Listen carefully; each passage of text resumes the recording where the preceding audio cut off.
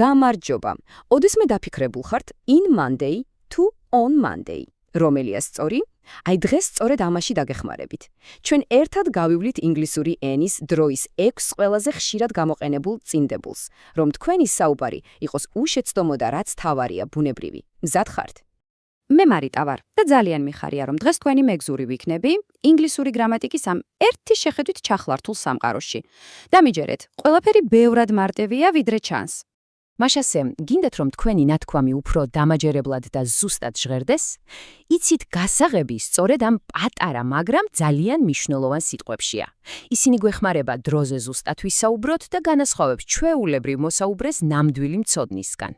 მოკლედ, ჩვენი დღევანდელი გეგმა 3 ნაწილისგან შედგება. პირველ რიგში გავშიფრავთ ყველაზე ცნობილ და ალბათ ყველაზე დამაბნეულ სამეულს in, on და at.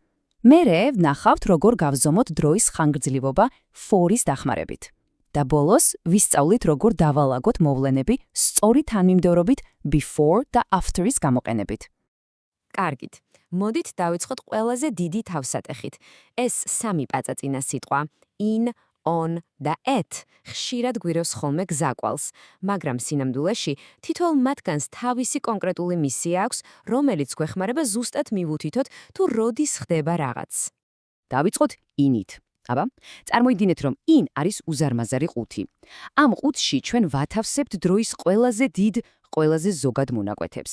მაგალითად, მთლიან წლებს, სეზონებს ან თვეებს, ანუ ის ყოველთვის დიდ სურათს გვიჩვენებს. მაგალითად, ჩვენ ვამბობთ in 2027 მთელი წელი ჩვენს ყუთშია. ან in January მთელი თვე. in winter მთელი სეზონი. ხედავთ რა ლოგიკურია? in ყოველთვის დიდ ზოგად დროის პერიოდებს ეხება.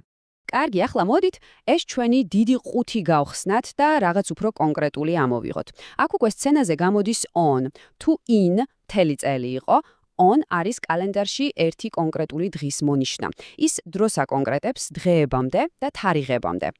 აი შეხედეთ, on July 5th კონკრეტული თარიღი, on Friday კვირის კონკრეტული დღე და რა თქმა უნდა on my birthday, ჩემს დაბადების დღეზე, რომელიც ხომ ერთი კონკრეტული განსაკუთრებული დღეა. დაიმახსოვრეთ, თუ საუბარია დღეზე, ვიყენებთ on's. მარტივია არა?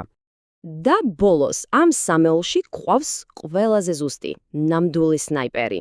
ეს არის AT. მას არ აინტერესებს ზოგადად წლები ან დღეები. AT პირდაპირ მიზანში იღებს დროის ზუსტ კონკრეტულ წერტილს, აი როგორც საათის ის არის. მაგალითად, at 12 o'clock, ზუსტად 12 საათზე. at midnight, ზუსტად შუაღამისას, ანუ AT არის ჩვენი დროის ლაზერი, რომელიც კონკრეტულ მომენტზე მიგვითითებს. ძალიან კარგი, ჩვენ უკვე ვიცით, როგორ თქვათ, როდის ხდება მოქმედება.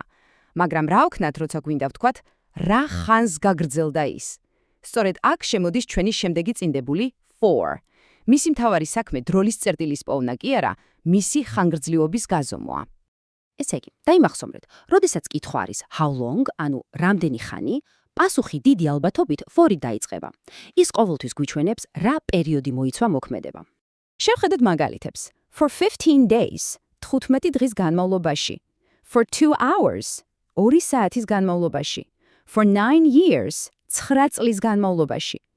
ჩვენ ხომ არ ვამბობთ, როდის დაიწყო ან დამთავრდა, არამედ მხოლოდ იმას, თუ რა ხანს გაგრძელდა. ხედავთ განსხვავებას? ყველაფერი ძალიან ლოგიკურია. და ბოლოს მივადექით ჩვენს ბოლო წყვილს, დროის ორგანიზების ნამდვილ ოსტატებს, before და after. წარმოიდგინეთ, რომ ისინი დროის ხაზზე მოვლენებს თავთავის ადგილას ალაგებენ. ისინი ერთმანეთის საპირისპიროები არიან და სრულ წესრიგს ამყარებენ. აქ ყველაფერი ძალიან მარტივადაა. Before ნიშნავს რაღაცამდე. მაგალითად, before dinner, ანუ ვახშამამდე. After კი პირიქით ნიშნავს რაღაცის შემდეგ. მაგალითად, after lunch, სადილის შემდეგ. ამ ორი სიტყვით ჩვენ ვქმნით მოვლენების მკაფიო და გასაგებ ქრონოლოგიას. შესანიშნავია, ჩვენ 6-ვე წინდებული გავიარეთ. ახლა კი დროა ეს ყველაფერი ერთად შევკრათ, რომ ჩვენი ახალი ცოდნა კარგად გავიმყაროთ. აი თქვენი პირადი შპარგალკა. მოდი კიდევ ერთხელ გადავალოთ თვალი.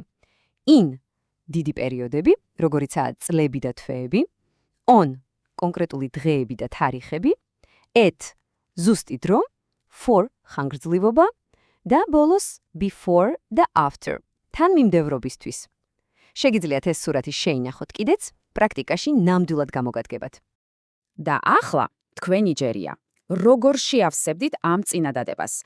I will see you რაღაც Friday, მერე ისევ რაღაც the meeting.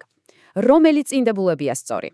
გამოიყენეთ ჩვენი ცხრილი და აუცილებლად დაწერეთ თქვენი პასუხი კომენტარებში. გახსოვდეთ, პრაქტიკას არაფერი სჯობს. დიდი მადლობა, რომ დღეს ჩემთან ერთად იყავით.